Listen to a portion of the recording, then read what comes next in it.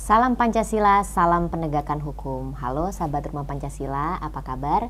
Saat ini di beberapa kota di Indonesia itu sedang mengalami musim hujan. Bahkan ada beberapa bencana seperti banjir maupun genangan air di beberapa titik, khususnya di kota Semarang nih.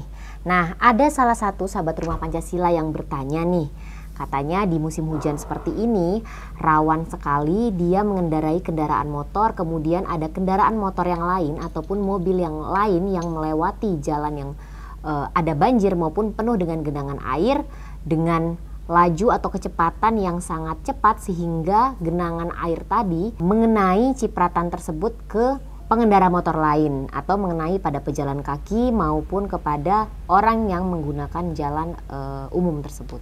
Nah, pertanyaannya adalah apakah hal tersebut diatur atau bagaimana dasar hukum bagi orang-orang yang sudah merugikan karena ia tidak mengindahkan pejalan kaki maupun pengguna jalan lain yang berada di sekitarnya.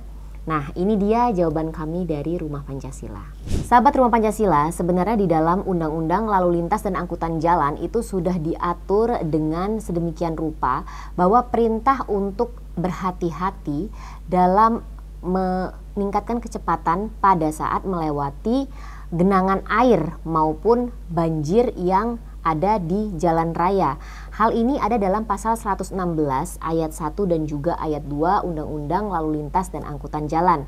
Nah, di dalam undang-undang ini sudah sangat jelas perintah bahwa pengemudi itu harus memperlambat kendaraannya sesuai dengan rambu lalu lintas. Nah, yang dipertanyakan adalah apakah banjir maupun genangan air tersebut termaksud rambu lalu lintas.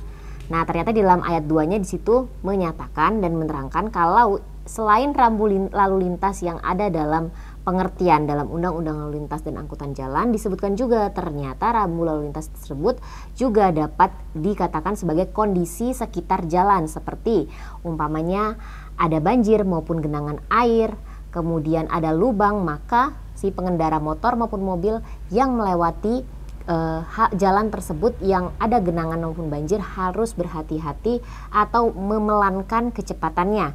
Kemudian selain itu ternyata ada hal lain lagi yang diatur di sini, misalkan ada persimpangan atau perlintasan kereta api yang sedang lewat, maka di situ diwajibkan untuk menghentikan ataupun memelankan kendaraan yang sedang dikendarai.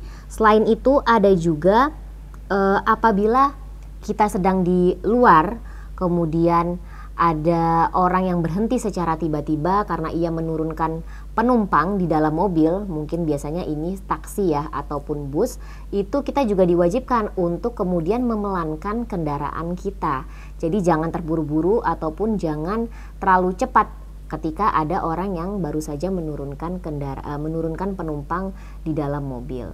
Nah, memang di dalam Undang-Undang Lalu Lintas dan Angkutan Jalan ini tidak diatur sanksi hukum apabila hal-hal tersebut dilanggar. Misalkan ketika dia ada banjir atau lubang, kemudian hari hujan, dia ngebut, kemudian cipratannya mengenai pengendara lain atau pejalan kaki, memang tidak diatur secara eksplisit di dalam sini sanksinya apa. Tidak ada sanksi pidana maupun sanksi administrasi. Namun sebagai warga negara yang baik dan telah ada aturan hukum yang mengatur, maka sebagai bentuk kepatuhan hukum kita terhadap undang-undang yang telah ditetapkan oleh pemerintah, maka seyogyanya kita sebagai warga negara tetap harus mengikuti dan mematuhi peraturan tersebut agar tercapainya tujuan umum dari Undang-Undang Lalu Lintas dan Angkutan Jalan. Nah, begitu dia sahabat Rumah Pancasila jawaban dari kami. Tetap terus ikuti channel Rumah Pancasila dan tetap selalu buka mata, buka telinga, dan buka hati. Salam Pancasila, salam penegakan hukum.